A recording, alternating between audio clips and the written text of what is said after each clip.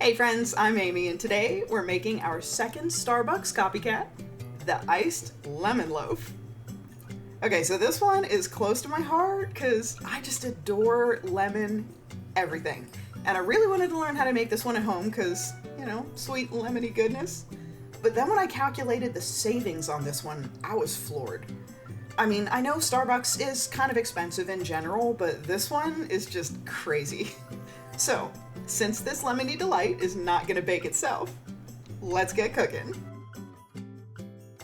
To start, preheat the oven to 325 degrees and make sure the rack is in the middle position. Next, spray a 9x5 inch loaf pan with some oil and make sure to really get the shorter sides of it. Then, line that loaf pan with a strip of parchment paper, and you want to leave tails hanging over the longer sides. This will make removing the loaf from the pan much easier later.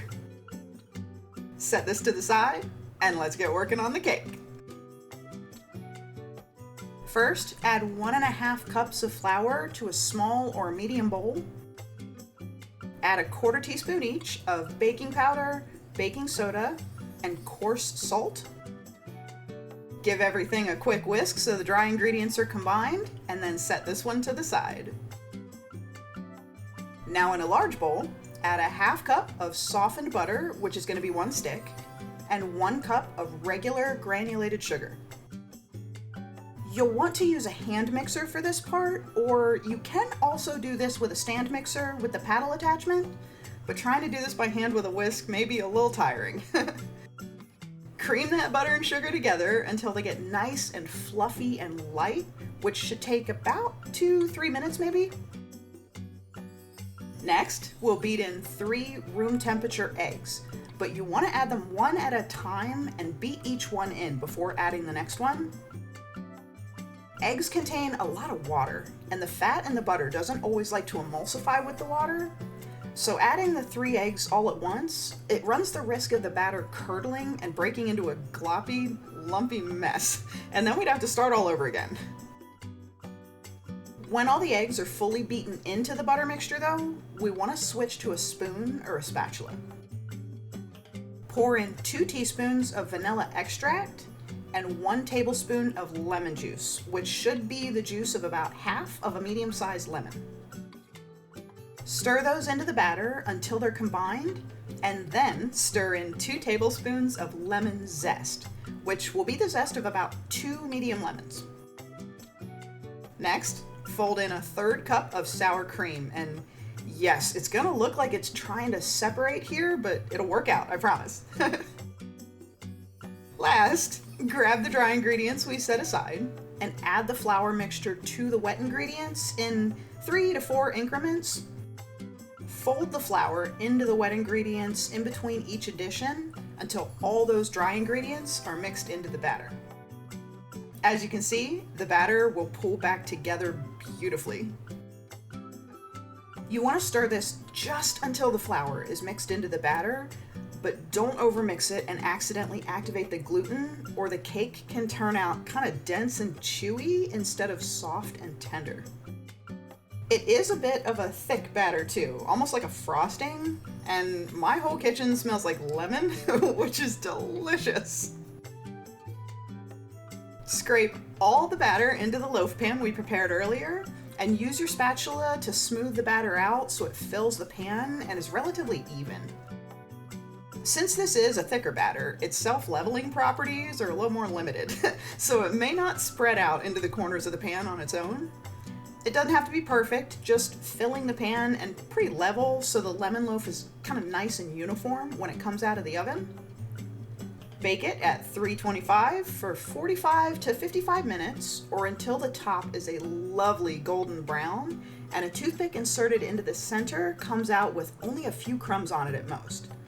It doesn't have to be completely clean, but we don't want any uncooked batter. Mine was perfect at 45 minutes, but your time could vary. The best way to describe where I live is an elevated easy bake oven, so stuff cooks here pretty quick. Sit the cake on a wire cooling rack while it's still in the pan for 10 minutes. This gives the bottom of the pan some airflow, and it lets the structure of the cake firm up so it doesn't break apart when we remove it from the pan. After those 10 minutes though, remove the cake from the pan, carefully remove the parchment paper, and set it on the wire rack all by its lonesome to cool for another 20 minutes. While the cake is cooling, we're going to whip up our icing. In a small or medium bowl, we need to sift 1.5 cups of powdered sugar so there are no clumps or hard pieces of sugar. Any lumps in the sugar are going to give us lumps in our icing, and we want this icing to be completely smooth. Add in 1 tablespoon of lemon juice, or the juice of the other half of the lemon we juiced earlier, 1 tablespoon of whole milk, 1 tablespoon of butter that's melted but not hot, 1 teaspoon of vanilla extract, and 1/4 teaspoon of salt. Whisk this together until the ingredients are fully combined, which should take about a minute or so. The icing should make ribbons as it falls back into the bowl from the whisk, but it should also sit on top of the rest of the glaze for a moment before leveling back out again. This right here is perfect. Okay, back to the cake, and if you give this recipe a try, you're gonna notice that the cake isn't fully cooled yet, but that's good because we want it to be warm but not hot. The 20 minutes after taking it out of the pan should be just right for what we need. Spoon the icing all over the warm cake, letting it run down the sides. You can see I also put a piece of parchment paper under the rack to catch the runoff, just for easier cleanup. Keep spooning and pouring the icing all over the cake until all the icing is gone and the cake is pretty much covered. You may have little spots on the sides that are bare, but that's fine. We just don't want any bare spots on the top. Let the cake sit again for another 30 minutes so the icing sets into what's almost like an opaque white shell and the cake is fully cooled. When the icing is set, our cake is ready. Slice it into as many slices as you want, although this loaf will make about 8 to 10 of the thick Starbucks size slices. 10 slices if you include the ends, 8 if you only use the interior pieces like Starbucks does. Yeah, this is my dream right here. Tender lemony cake with sweet lemony icing. And of course, I had to make tea because nothing goes better with a slice of lemon cake than a hot mug of Earl Grey with a slice of lemon in it. And I also didn't waste the ends because they're just as delicious as the rest. Maybe even more so since they have more icing on them. But anyway, this loaf tastes just like the slices at Starbucks. Maybe even better since it's completely fresh and it has not been sitting in a freezer truck for hundreds of miles. Granted, yes, freezing does help to lock in flavor and moisture, but nothing beats fresh from the oven. Okay, for the money, and this one's a doozy. Starbucks charges around $4 a slice for their iced lemon loaf, with a little variation depending on where you are. I spent $5.76 on the ingredients to make this, which comes to around 58 cents per slice for 10 slices. Now it would cost us around $40 for 5 slices at Starbucks, and we're chowing down on lemon cake for less than 60 cents a slice. I mean seriously, 10 slices for less than the price of 2 slices at Starbucks.